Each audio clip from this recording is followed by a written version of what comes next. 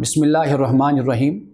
سورۃ النمل میں اللہ سبحانہ و تعالیٰ نے انسانی کرداروں کے 3 نمونے بیان کیے ہیں۔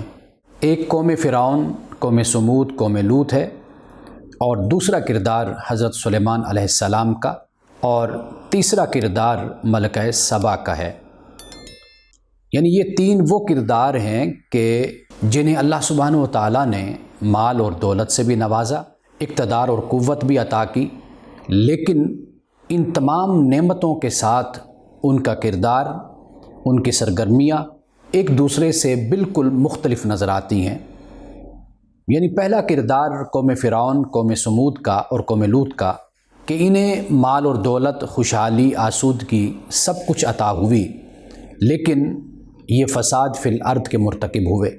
یعنی بجائے اس کے کہ اللہ سبحانہ و تعالیٰ کے شکر گزار بندے بنتے، انہوں نے اپنے وقت کے پیغمبروں کا انکار بھی کیا، ان کی تعلیمات کی مخالفت بھی کی، اور پھر آخری حد تک ان کی مخالفت میں بھی چلے گئے، اور جس کے بعد ان پہ عذاب اترا۔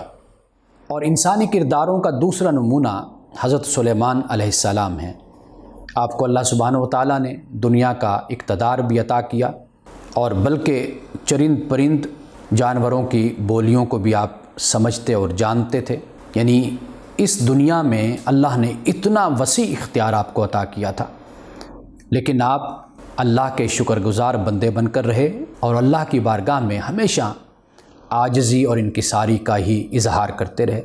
تیسرا کردار ہے ملکہ سبا کا کہ جس نے شرک کے ماحول میں آنکھ کھولی اور تربیت اور پرورش پائی، جوان ہوئی، لیکن شرک کے ماحول کو اپنے اوپر حاوی نہیں ہونے دیا، یعنی اپنے اوپر غالب نہیں ہونے دیا۔ بے شک وہ مشرکانہ ماحول میں رہی، لیکن جب حق کی دعوت اس تک پہنچی تو اس نے اس پہ لبیک کہا۔ تو انسانی کرداروں کے یہ 3 نمونے قرآن مجید بیان کرتا ہے، اور یہی انسانی تاریخ ہے۔ یعنی ہمیں اسی طرح کے 3 ہی کردار نظر آتے ہیں۔ ایک کردار وہ ہے کہ سب کچھ عطا ہو گیا، لیکن جب حق کی دعوت اور حق کی بات ان تک پہنچی تو انہوں نے کھلم کھلا اس کا انکار کیا، اور بلکہ اس کی دشمنی پر کمر بستہ ہو گئے۔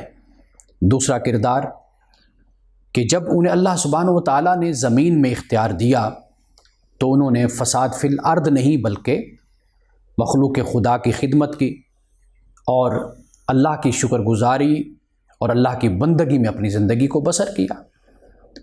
اور تیسرا کردار کہ مشرکانہ ماحول میں رہے، برے ماحول میں رہے، پرورش پائی، وہیں پر ہی تربیت ہوئی، لیکن اس کے باوجود بھی جب حق کی بات سنی اور جب حق کی بات پہنچی تو فوراً اسے قبول کیا، اور اللہ کے نیک بندوں میں شامل ہو گئے۔